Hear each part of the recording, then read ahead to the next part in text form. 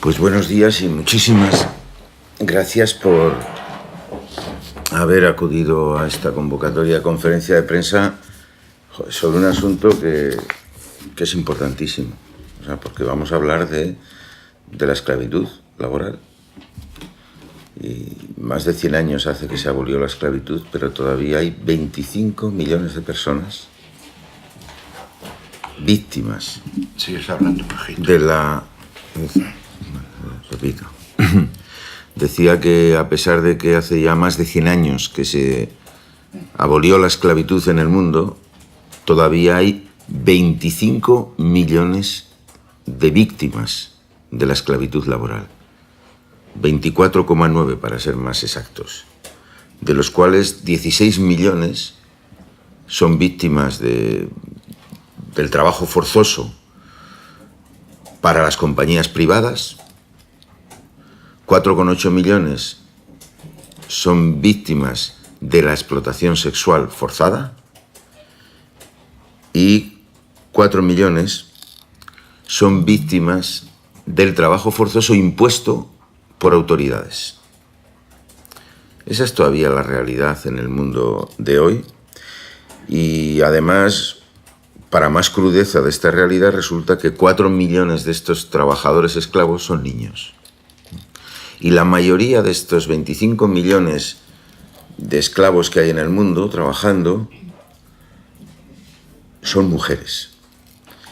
Y destaca el dato no solo porque en el caso de la explotación sexual forzada más del 99% son mujeres o niñas, sino porque también, incluso en lo que es la explotación laboral para las compañías privadas en actividad puramente laboral, la mayoría siguen siendo mujeres. Solamente en el caso de los trabajos forzados impuestos por autoridades, la mayoría son hombres. Pero es muy predominante la explotación laboral forzada, la esclavitud laboral de las mujeres, sexual y laboral.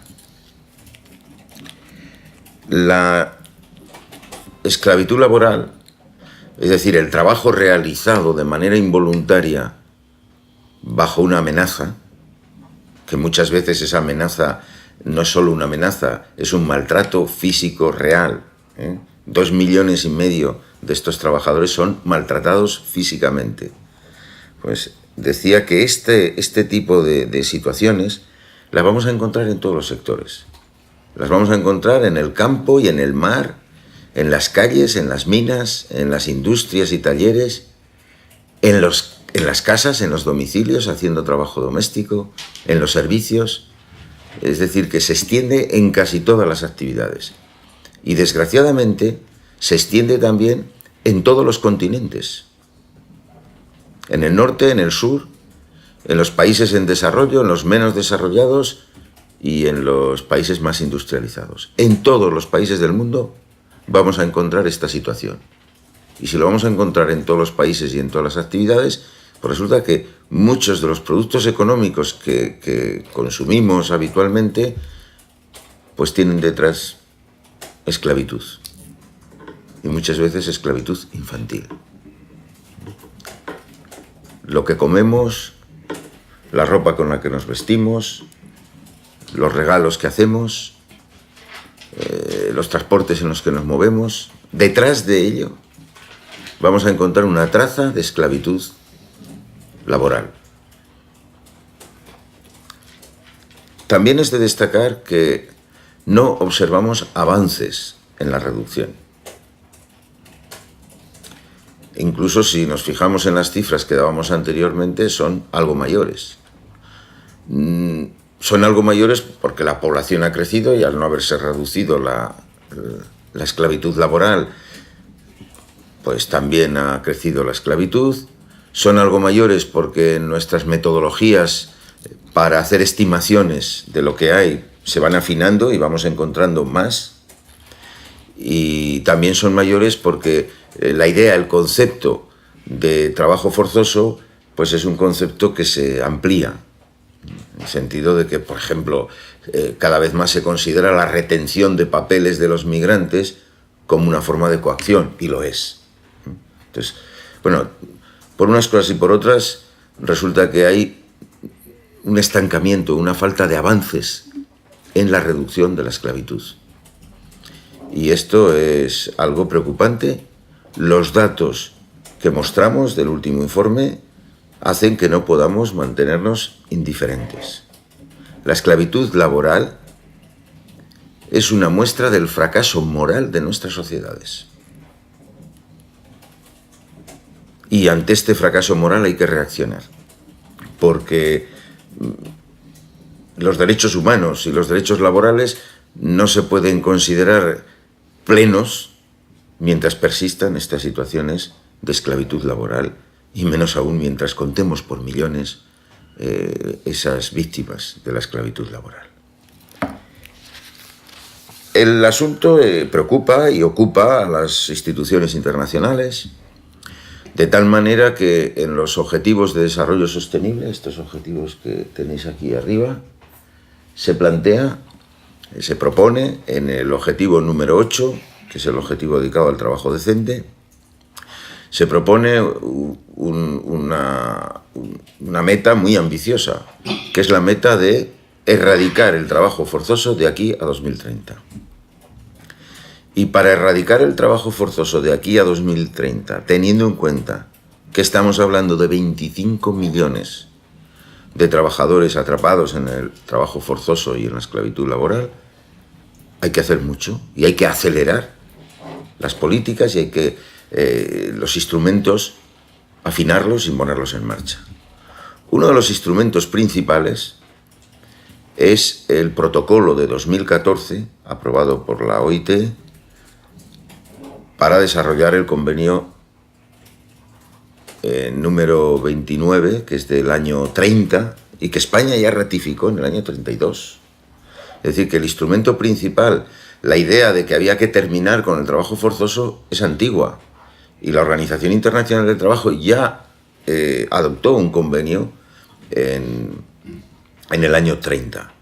Lo que pasa es que los tiempos han cambiado, las formas de hacer este trabajo forzoso, de someter a las víctimas a este trabajo forzoso, también han ido cambiando, y el conocimiento de qué instrumentos son necesarios y han sido más útiles para acabar con el trabajo forzoso, pues también ha ido evolucionando, lo que nos indicó la necesidad de tener un protocolo específico que desarrollara el convenio 29. Y este protocolo es ahora mismo la herramienta fundamental en todo el mundo para hacer frente al trabajo forzoso. Porque este protocolo plantea claramente la necesidad de que todos los países tengan planes y políticas específicos dirigidos a acabar con el trabajo forzoso. Planes y políticas que implican una línea de prevención, es decir, hay que conocer lo que está pasando y hay que actuar sobre aquellos sectores y aquellas prácticas donde está sucediendo. Una línea de actuación para proteger a las personas de sus derechos y que no estén sometidos a la esclavitud laboral. Una línea de respeto de las normas laborales y de las normas internacionales existentes, respeto por parte de las autoridades y por parte de las empresas, y una línea de reparación de las víctimas y de permitir que las víctimas tengan acceso a la justicia. Es decir, lo que el protocolo plantea es esto, es que esto se haga. Y de ahí que para la OIT ha sido una prioridad y estamos haciendo enormes esfuerzos para que este protocolo se ratifique por cuantos más países mejor y cuanto antes mejor. Y de hecho lanzamos la campaña de 50 for Freedom, 50 por la libertad, que tiene como objetivo que al menos 50 países hayan ratificado el protocolo antes de finalizar 2018. Y ahí vamos avanzando. Y quiero celebrar aquí un acontecimiento importante en esta dirección, y es que ayer mismo en Nueva York la ministra de Empleo y Seguridad Social española, doña Fátima Báñez, notificó la ratificación del protocolo sobre trabajo forzoso por parte de España ante el director general de la OIT, notificación que quedó registrada. Es decir, que España ha ratificado el protocolo en el día de ayer y un año después, es decir, el 20 de septiembre de 2018, este protocolo estará plenamente en vigor en España y por lo tanto será vinculante para las autoridades españolas, que tendrán que desarrollarlo en toda su plenitud. Ya digo que celebramos esta noticia. España se convierte así en el país número 19 de los que han ratificado el protocolo y entendemos esta ratificación como un compromiso político a desarrollar plenamente. En España también hay una realidad de trabajo forzoso. En el balance que presentó el Ministerio del Interior el año pasado de su actividad en lucha contra la trata con el objetivo del trabajo forzoso, en el balance el Ministerio del Interior identificó 11.400 víctimas de explotación laboral en España, en los sectores de agricultura, de comercio y de hostelería. Hay una realidad, por lo tanto, de trabajo forzoso. La trata con fines de explotación laboral se une a la trata con fines de explotación sexual, y también en la explotación sexual encontramos un volumen importante de trabajo forzoso. En cuanto a los instrumentos, España tiene un instrumento clave para luchar contra la explotación sexual, que es el Plan Integral de Lucha contra la Trata con fines de explotación sexual. Ahora queda pendiente poder tener un instrumento similar en la lucha contra la explotación laboral y contra la trata con fines de explotación laboral, en el desarrollo del protocolo de trabajo forzoso que acaba de ratificar.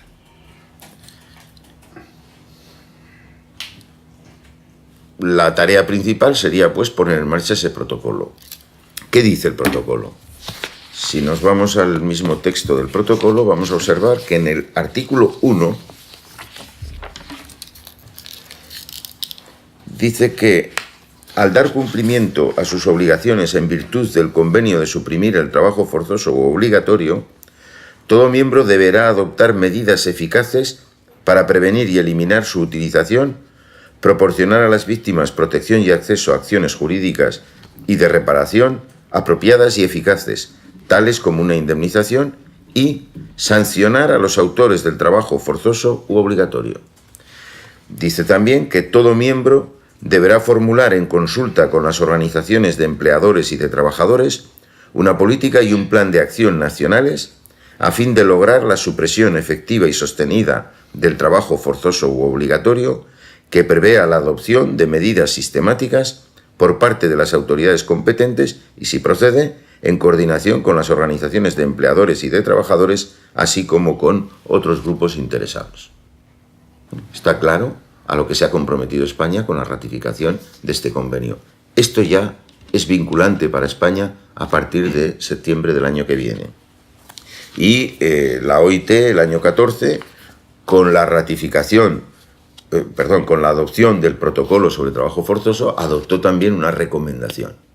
Y en esta recomendación viene una lista de todas aquellas acciones y la orientación que estas acciones tienen que tener para que la acción para la erradicación del trabajo forzoso sea eficaz. Por lo tanto, están bastante claras las tareas. Las tareas que implican a todo el mundo. Por supuesto que implican a las autoridades y a todas las autoridades, porque implican, por supuesto, a la administración laboral, que tiene que conocer qué es lo que sucede en el mundo laboral y que tiene una herramienta como la Inspección de Trabajo que es imprescindible para la prevención. Implica a los cuerpos y seguridad del Estado, porque el trabajo forzoso está penalizado en España. El Código Penal en España contempla los delitos contra los derechos de los trabajadores en el artículo 311 y sucesivos, y contempla también los delitos de trata con objetivo de explotación laboral, en el artículo 177 y sucesivos.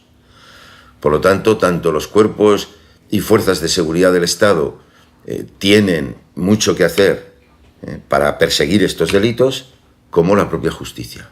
La propia justicia tiene dos labores muy importantes. Una, de persecución de estos delitos contemplados en el Código Penal, pero también tiene otra en lo que se refiere a dar acceso a las víctimas, que debería desarrollar en toda su plenitud. Por lo tanto, la Administración está clara sus obligaciones.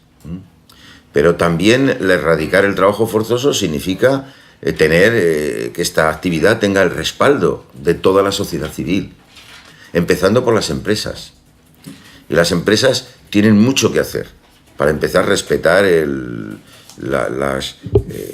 los acuerdos, las directrices de Naciones Unidas sobre derechos humanos y empresa, que plantea que las empresas deben respetar los derechos humanos y que en el respeto de los derechos humanos deben actuar con la debida diligencia en sus relaciones con terceros.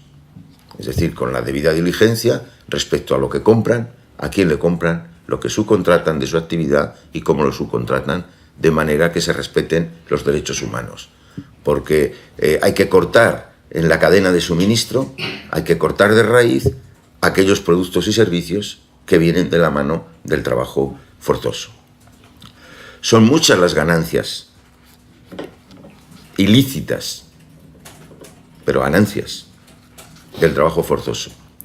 Hemos estimado en 150.000 millones de dólares al año las ganancias ilícitas del trabajo forzoso. Y por lo tanto, si hay un volumen tan enorme, 150.000 millones, relacionado con el trabajo forzoso, eso significa que también lo vamos a encontrar en muchísimos productos, en muchísimos servicios. Es verdad que de estos 150.000 millones, 100.000, dos tercios, son ganancias que vienen de la explotación sexual forzada. Y 50.000 los que vienen de otras actividades y productos. Pero todo ello configura un volumen de actividad económica enorme.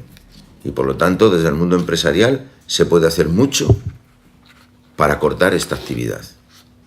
Por supuesto que pueden hacer mucho los trabajadores y las organizaciones sindicales. Y aquí tienen un campo de trabajo por explorar y por desarrollar extraordinario. Y con el protocolo van a tener la oportunidad de participar en el diálogo social, aportar sus ideas, aportar sus propuestas, sus conocimientos y su trabajo a la hora de elaborar el Plan Nacional y luego actuar en consecuencia en los sectores donde las organizaciones sindicales están presentes. Y toda la sociedad, como consumidores, en fin, toda la sociedad puede y debe hacer mucho para avanzar en la solución de una situación que no tendría por qué existir y que a todos nos avergüenza. Estos son los datos y ideas fundamentales del informe, así que estoy a vuestra disposición para lo que queráis preguntar.